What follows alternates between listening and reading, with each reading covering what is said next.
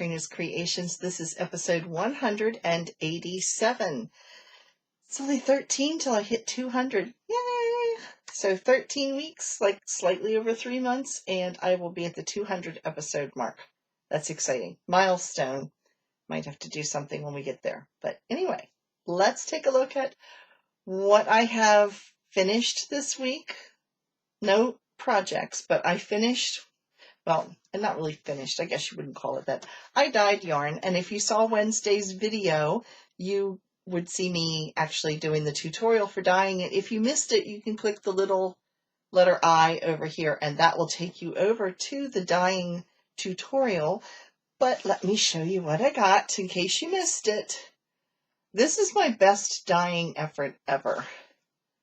I think what I've done in the past, why my colors looked kind of muddy, is maybe I wasn't microwaving the yarn long enough, because I was only microwaving it for 2 minutes and then I was unwrapping it.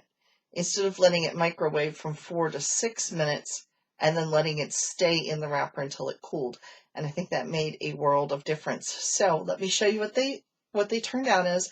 This was my knit crate that I got the other week that was bare, like undyed yarn. And it was dyed with Kool-Aid. So I actually separated my two skeins down to 200 yards each. They were two skeins of 400 yards each, and I cut them down to 4 skeins of 200 yards each. So we have this gorgeousness. I love this one. And this is my other favorite that goes with it. And it is orange and purple. And then we have orange and purple, except this is an orange tonal. And then I put purple speckles in it, which actually almost look dark brown or black. They're almost a chocolatey color because orange and purple together can make brown. So they definitely, especially the end here, really does look kind of brown. But, you know, it's still, it's fine. It's funny because in here, when I did the speckling, it definitely is a purple. But on this one, it shows up as a brown. And then this is a tonal purple, meaning it's purple, but it's not a solid color. You can see light portions in it. So I'm actually going to put it together like this. And I'm thinking there's a shawl design I'd like to work on. And I think I might use this yarn to do it with. So anyway, that is my finished object for this week. Now my work's in progress. I have my Find Your Fade, which I really thought, I'm right in the middle of a row. Oh well, I was going to show you at the end, but it never fails. I'm in the middle of a row when I stopped. I had really hoped to be done this color and into the fuchsia, which is the next color, but that didn't happen because these rows are really, I'm at the widest point of the shawl right now where each row is 233 stitches across. And I'm in the lace section of it. So let me show you where I was at last week. I have done quite a bit, but it just takes longer. So you can see right here is where I was at. And I have gone up through here. I have, I think it's 2 more rows of the lace to go.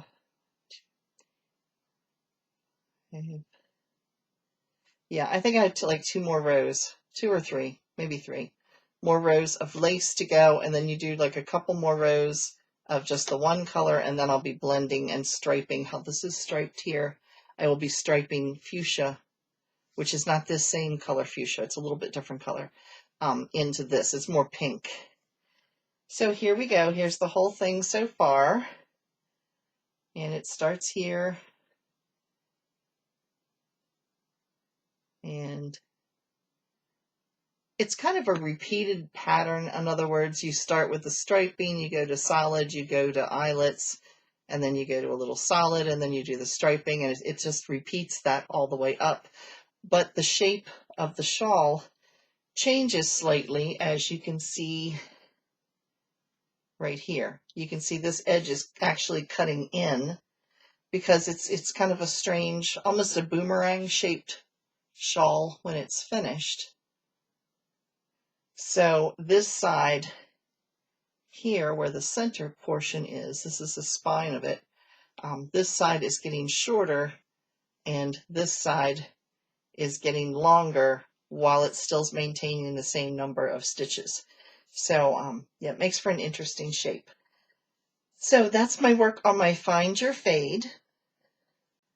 Next we have the capelet. This is the seashell capelet, and this was a knit crate pattern in March or April. And I am almost done the second skein. I am very glad. Each of these skeins I think was close to 400 because it is a fingering weight. It's all 100% alpaca. It's extremely soft. I did buy a third skein of it because I'm a little larger than the average person. So especially certain areas are larger than the average person. So I bought a third skein to allow for that. Here's what it looks like so far. And I am really glad that I did buy that third skein because right now, by the time I finish this, it will do what I was a little concerned about doing, ending in an awkward place. We'll just say it that way. So I had the third one, so it should drop a little lower. So it will look a little bit better. But yeah, I've tried it on and I do like it. It's a modified shell pattern. And this is going to feel so nice when I get to wear it, which is not right now because we are pushing 90 degrees. We've been having thunderstorms at night. I love thunderstorms. Especially, like when we first were married, we lived in a mobile home trailer, you know, and every time it would rain, you could hear the rain hitting the roof. And I loved hearing the rain hitting the roof, especially at nighttime when you were sleeping, you just hear that gentle pitter patter. I miss that. Now I film in an upstairs bedroom, so this is actually in sort of like the attic of the house. It's kind of a Cape Cod style, and so when it does rain, I can hear if I'm filming upstairs and it rains, I can hear it from here. But it's not doing that right now. But it's supposed to start at any time. We hope we get through this video before the thunder starts. So now my last work in progress, and yeah, I'm only down to 3. This is my sweater by Linus Fagerson. I finally pronounced it right, I think. And this is a pattern from Annie's.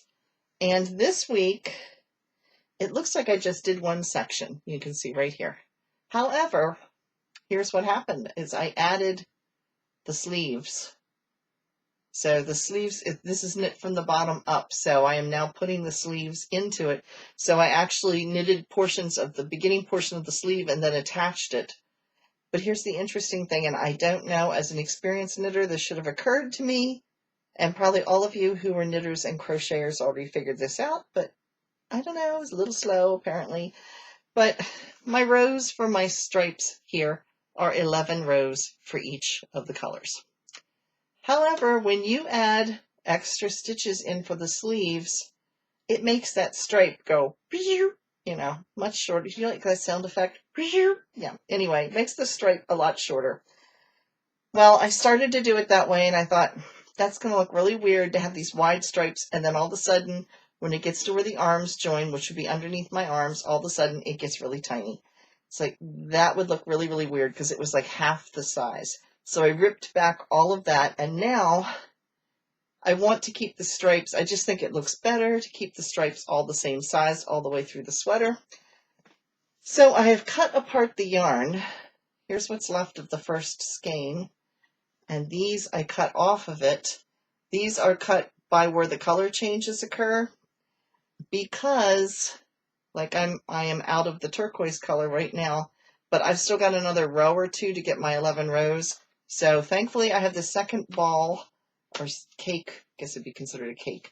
I have a second cake of this yarn, so I will be dipping into the turquoise color here on the outside to get that, and I'm just going to have to cut and splice a little bit to make sure that I get 11 rows for each stripe that's left of the sweater. And this yarn is Kartopu, which is a hobium yarn.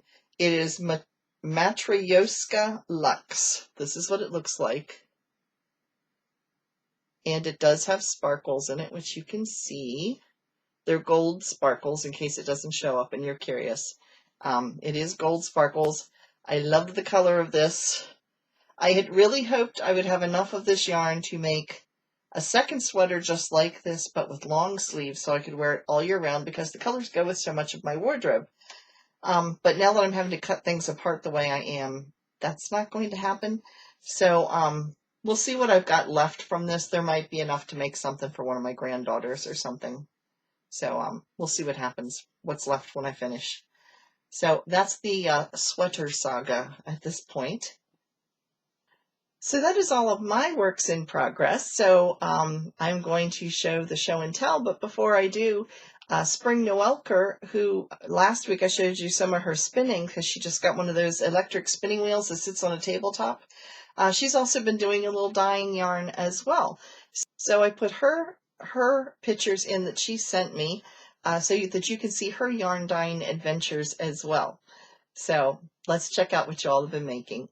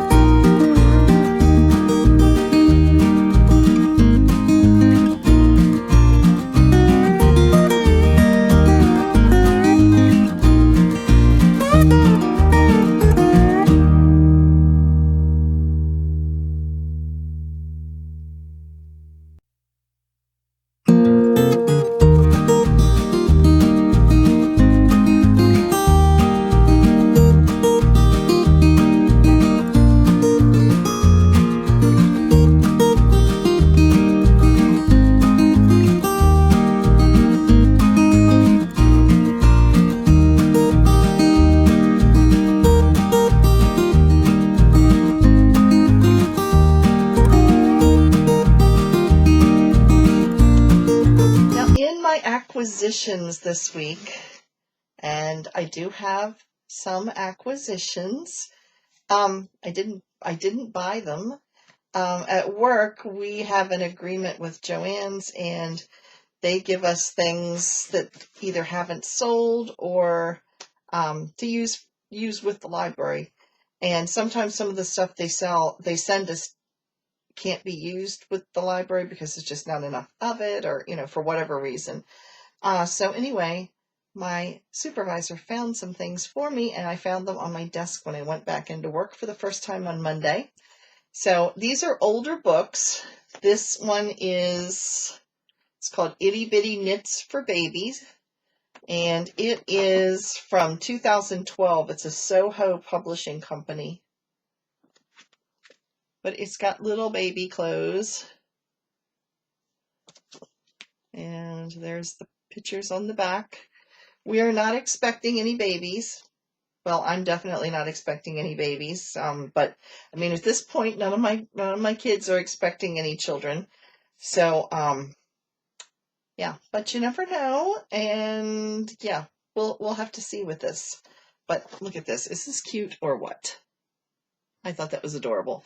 But there's really cute, this little, like a grandpa vest. So yeah, some really cute outfits in here.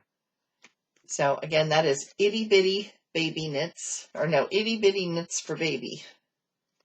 And then there was this one, which is that was a knit book. This one's a crochet. It's by Red Heart, and it is Adorable Amigurumi.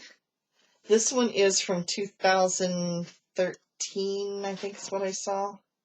2013. Yeah, it's Red Heart, which is also Coates and Clark. And here's what the back looks like.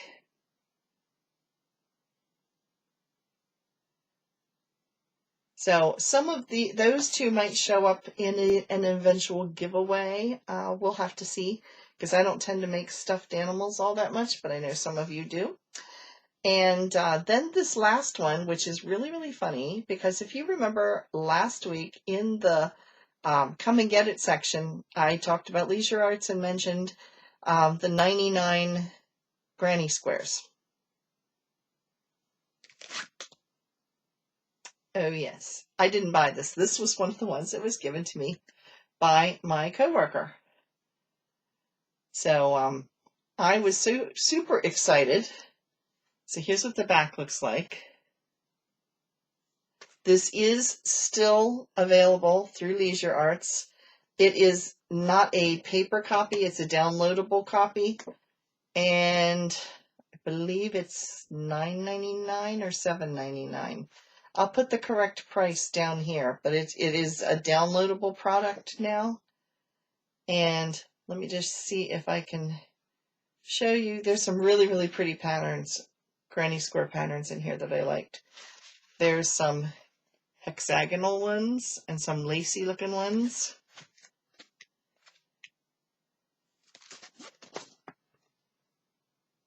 There's some there.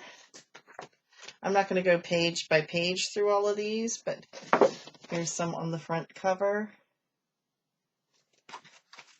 or the inside cover. And this one I really, really like. This one right here. It's very lacy looking. So, yeah, there's all different shapes in here. There's some here. I like the colors in that top one. So, yeah, I was very excited to get this. Now I want to make granny square blankets.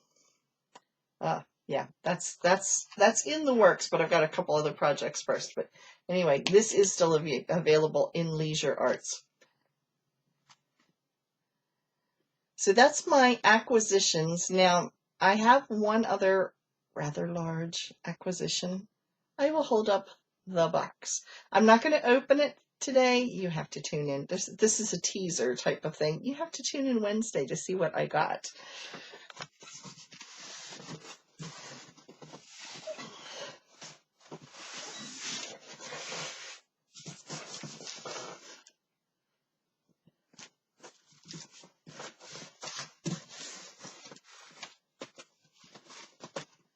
But look at this. But look at the size of the box. It does not even fit on the screen. Yes, huge Bluprint order.